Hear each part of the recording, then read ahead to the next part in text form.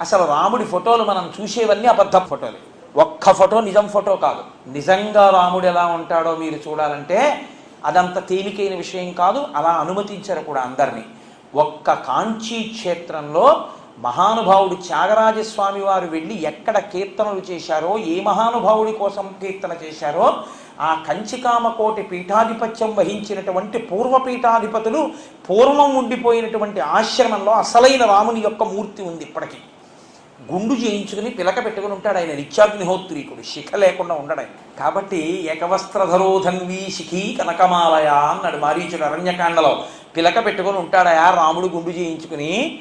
మహానుభావుడు బ్రహ్మచారి, అటువంటి వాడు మెళ్ళో ఓ హారం వేసుకు తిరుగుతుంటాడు. అబ్బో ఏమి తేజస్సో అని చెప్పాడు.